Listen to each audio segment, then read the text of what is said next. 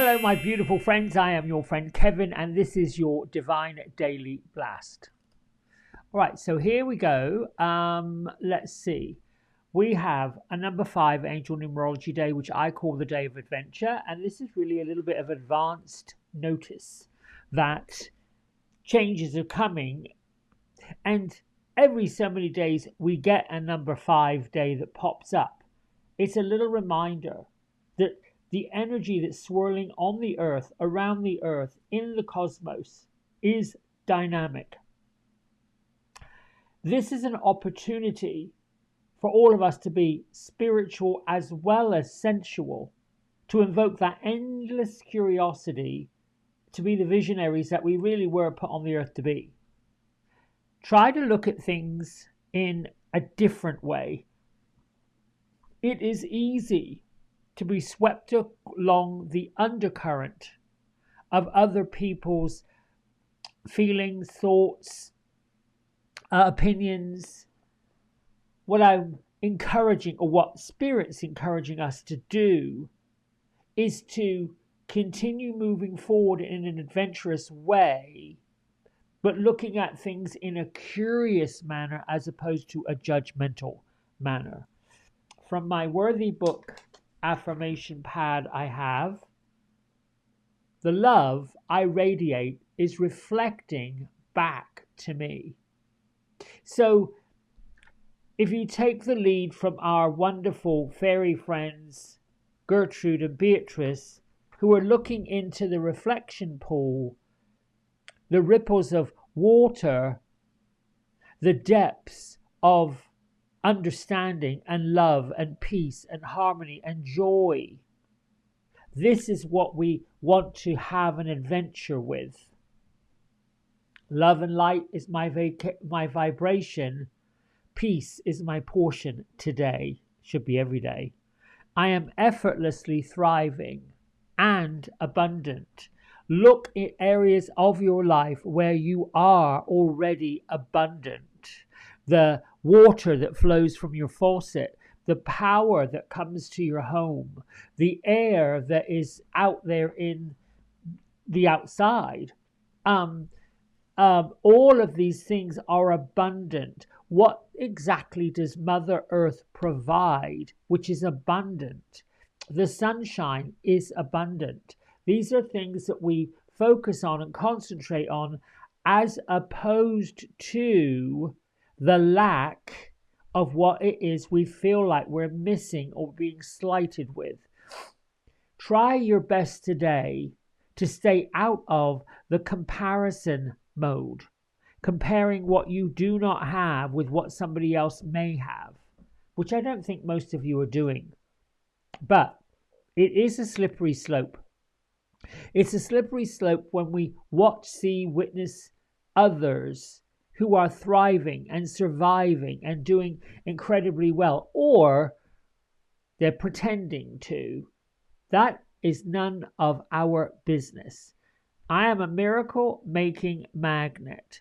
We have within us the power of God, if you want to call it the divine, if you want to call it universal energy, if you want to call it the great creator.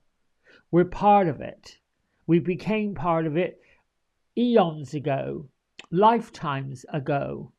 We were created in order to do these things and given this great gift of an adventurous life so that we can go forward and seek out our purpose. And the purpose changes depending on what we're being asked to do. We have a message today from the guardian angels. Ask for our help to release the fear-based stories you tell yourself. Let us replace them with the magic that was meant for you. I am the author of my own fairy tale. My life is a story of love, adventure, and magic. If you're not really believing in that and you're not really taking that on as your truth, I would suggest you find the way. That could be reading books. That could be taking a course in divination. That is the study of divine laws of everything. We have Lady Nada, who's encouraging us to get into openness, liberation, and letting ourselves be loved and letting ourselves share love. This gorgeous pale pink and the wonderful yellow. I'm part of a new group, which some of you may be part of too. Color Your Spirit.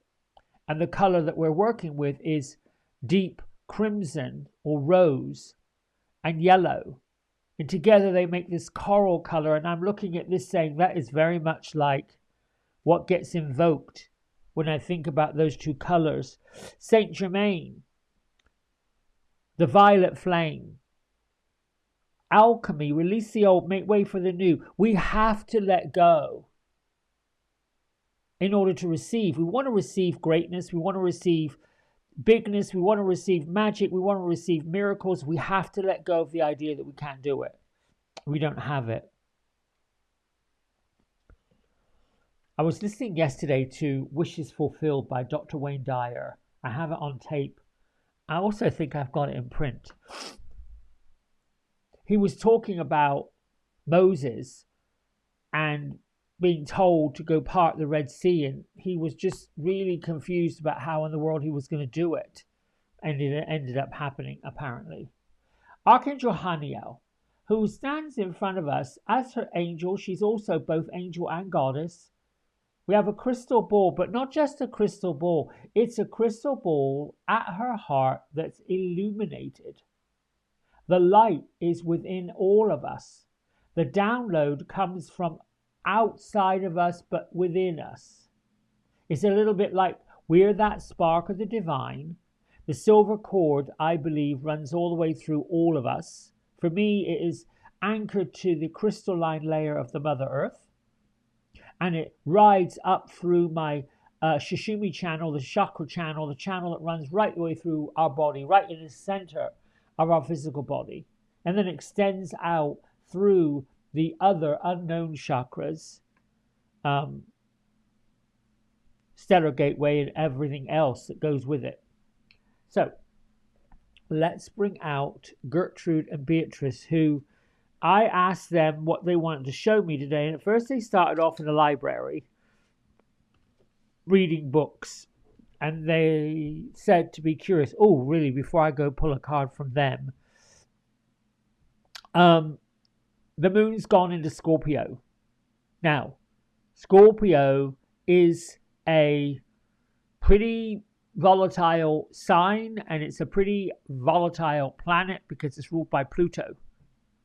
And can bring up some pretty deep, dark energies. Not so much bad, but just like, woo! You almost want to say, good gracious, this is a lot to handle. But, I say but, and the moon has a lovely connection with Saturn today. So, this invokes the time to be constructive. It's a little bit like liquid energy. So think about making small changes in this fluid time, little by little, bit by bit, shift by shift. That leads to something even bigger. It's like breadcrumbs. Tiny, tiny, tiny, tiny increments. And before you know it, ooh, here's growth. All right, Gertrude, Beatrice, thank you. They're at the well, wishing well, okay. So I was asking what the fire represented. And Beatrice was telling me that in all of us, we have that choice. Burn with the fire or heal with the water. And so what they are suggesting that if we get too fiery, we get too fired up, if we get too angry, if we get too into those energies, there's no room for healing. Oh, there's a card. I want that one. I don't know if that means anything to you. It's pretty I can't say mundane. That's wrong. It's, I think, just normal way of being. Try to stay out of the fire of conflict. move into the waters of healing. There we go. Knowledge. So I said at the beginning of this that they were sitting in a library looking through some books, having an adventure. This is the Queen of Knowledge, and you've noticed that there's a full moon. And we have our girlfriend Haniel right here. And this fairy queen is being very studious in a quiet way, little by little, bit by bit. She's got a book on her lap and several books in the library giving her access.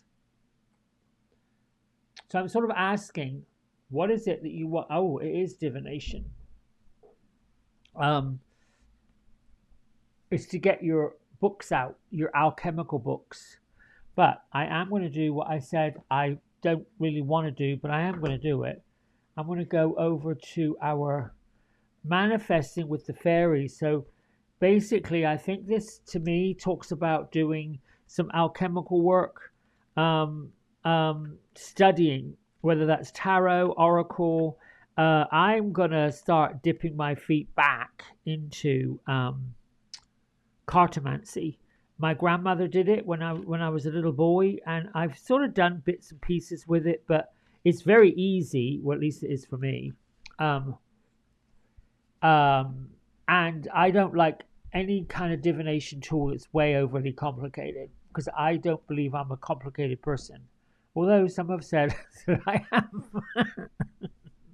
All right, so the message. It's time for you to absorb knowledge, study. It can come to us via books or life experience, which is where adventure comes from. Looking at everything in a new way, effortlessly thriving and being abundant, being the author of this fairy tale, even if that could also mean that you're writing a book. Gathering knowledge for either self-education or home education.